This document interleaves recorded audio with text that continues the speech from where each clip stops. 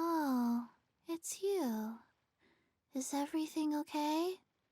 Why, if it isn't the special guest who seldom visit. Less busy than usual, I see. Yikes! What happened to Baiju's voice? Excuse me? The neck. Oh, it's just Changsheng. Welcome, welcome.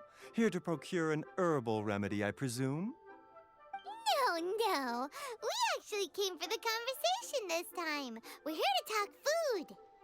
I'm entering this year's cooking competition, so I wanted to ask you both... Oh, wait, there's 3 of you. I wanted to ask the 3 of you what kind of food you like.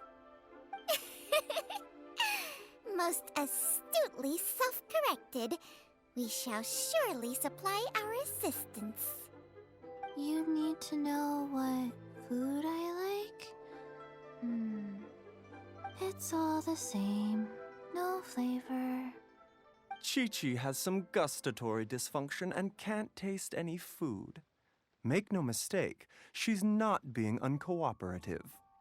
Oh, I understand. That's fine. Still, I'd expect Chi-Chi to have some sort of dietary preferences, though. There must be some dishes that you like the sensation of. Sensation? Yes, there's one. Coconut milk. Nice and cold. Well, that doesn't help us. It's not a dish, it's a drink. How about you two? Any thoughts? I like bite-sized morsels of meat. I agree with Changsheng. Many of our patients are the elderly and young children. They find large chunks of fowl or seafood difficult to swallow and digest. Dishes where the ingredients have been finely chopped, on the other hand, are far more suitable for them. We also see plenty of people with colds and sore throats who find it difficult to eat rich food. From a purely pharmaceutical perspective, I tend to recommend soups and stews. Got it. Would that be medicinal soups and stews? Medicinal soup. I don't like it. I must apologize for having such a one-track mind. It's a little difficult to think about food without worrying about the health implications these days. We've had quite the endless stream of patients recently. If you ask me, I think the changing weather is to blame. That's okay. Everyone's input counts. Keeping it seasonal and suitable for... Medicinal dishes have higher demands in terms of nutritional balance than the kind of food I normally cook. I don't usually focus on medicinal properties, but since this is for a competition, maybe I can score more points by taking both flavor and function into account. Food with substance. Always better. Everyone will like it. It's a great suggestion. Thanks, everyone. You're welcome. As long as we could help. It's great to have a doctor's unique perspective. I'm feeling inspired. Oh, how you flatter me. Receptivity to sensible suggestions make for a savvy chef. Oh, she is! Creating new dishes is Xiangling's favorite thing to do. You can be sure she'll put lots of care and attention into it. Everyone's got their hobbies, and mine is cooking. Usually I just go with my own ideas, but having a whole new perspective this time is sure to make a big difference to the end result. Great! That makes this whole trip worth it! Alright, time to move on to the next. So we've got an independent thinker's perspective and a health perspective. Next, Paimon thinks we should probably talk to some picky eaters.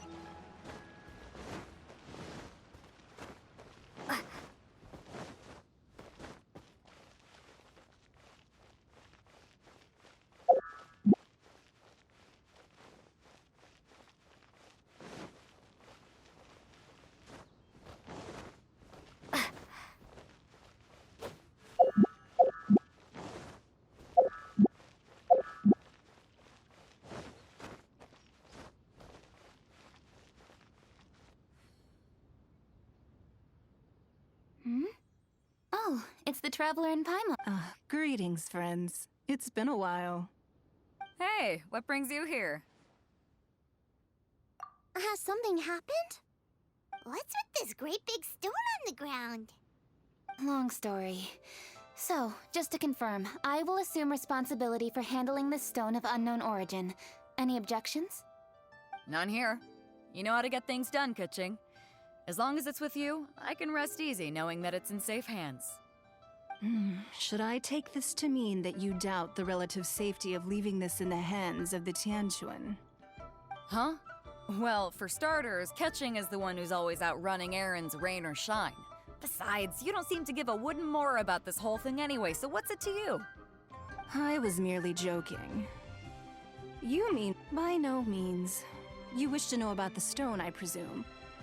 Then let me invite the great seafarer Captain Beto to tell the story, if she would be so kind. You... Fine. Well, it's a big one, right? And such a smooth surface, too. Makes you think there's gotta be a good chunk of jade in there. It was found by a fishing crew, not far off the coast. It must have been underwater for years, so the erosion will be what's given it that smooth finish. Finds like this cannot be kept as private property, and must be submitted to a holder of public office. Placing it into our custody will also give them peace of mind. So, what's inside it? Well, we've hit it with just about every weapon we could get our hands on and haven't managed to even dent it yet. Clearly there's more to it than meets the eye. No weapon could smash it open. Wow. Paimon doesn't think we've ever encountered a stone like that before.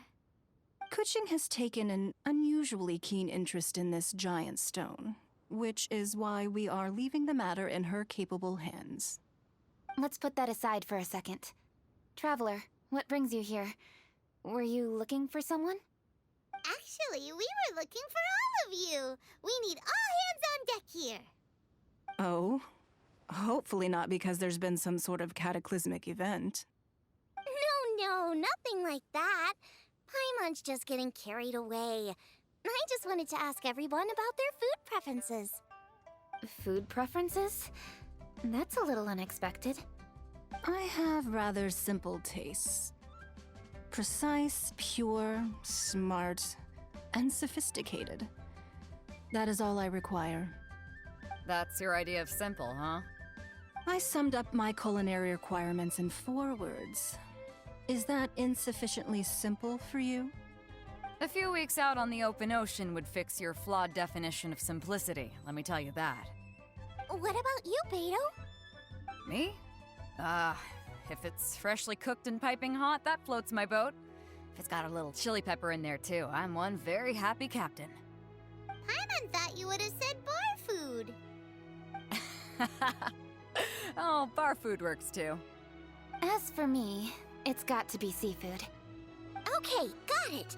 So, seafood, piping hot, and, simple but sophisticated. And that's where I would disagree. Traveler, surely you've heard of golden shrimp balls. Oh my, they're my favorite. You need to wash and devein the shrimp, wrap it in finely sliced potato strips, then deep fry it to perfection. There's no room for cutting corners. They're very precisely put together. They taste pure, the presentation is smart, and the skill needed to cook them is highly sophisticated. It fits Ningguang's forward summary to the letter. Huh. So what you're saying is, for all the frills and trills, good food is all the same at the core? I heartily agree. Golden shrimp balls are a prime example. Their essence lies in combining art and nutrition in a single package. It is a dish of true value. Okay, got it. So Kuching loves golden shrimp balls. I didn't say that. Did I? No, at least not outright. Alrighty. Thanks for all your input. I'll be sure to take it all into consideration. Traveler, Paimon, do you have anything planned after this? Good. I'd like you to help me investigate something. It's about this stone. You picked the right people for the job. We investigate stuff all the time. My thoughts exactly. The Qixing has a public duty to deliver our final verdict to the fishermen, but there are also some things I would like to investigate on a personal level. I'm sure you've become acquainted with the general background of the Moon Chase Festival. However, I have my own understanding of this festival's roots. My grandfather was a researcher of Liyue's traditions. In his notes, he indicated that there was a deity called the Stove God in ancient Liyue, which people paid tribute to at a certain time of the year. Very few written records make mention of the Stove God, and those that do are notoriously confusing. Some scholars believe that the Stove God was just another title held by the Lord of Geo, but others suggest that this was a different deity altogether. One folktale even claims that the ancients found the Stove God's shrine, but there was no statue, only a huge, smooth slab of stone. Shortly after it was found, the stone was lost in transit, and it hasn't been seen since. This stone here has all the same features, so I suspect it could be the one that went missing all those years ago. After many years of researching ancient texts, my grandfather came to believe that the practice of paying seasonal tribute to the Stove God may be best described as a festival. He called it the Stove God Festival. That would make it the forerunner to the Moon Chase Festival we know today. But this is all just theory and conjecture. To prove any of it, we'd need to start by identifying who the Stove God really was.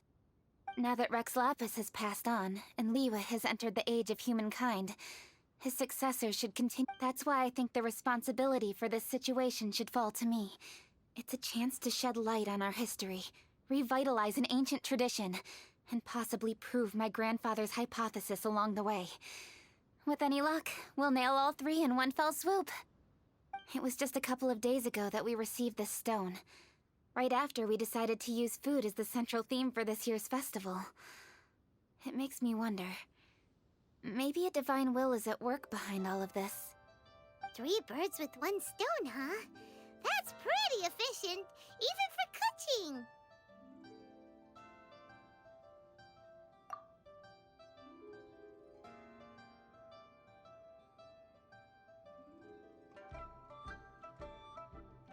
Hey, don't worry about that. This sounds super important, so don't mind me. Besides, we're only... Wait a second. I got it! What? Why are you shouting? Ka-ching, can I tag along for your investigation? Uh-huh. But... Since it's all about the Stove God, I might get to learn something useful about cooking along the way. It'll be great inspiration for me in the competition. Please, let me come along. I promise I'll help. if it means that much to you... Okay, I suppose you can come. Really? Yay! Thank you so much! You're the best! Now that that's settled, time to get going. Jingsa Village is said to be home to a lot of historical texts, so I'd like to start by making some inquiries there. Alright, then it's off to Chingsa we go!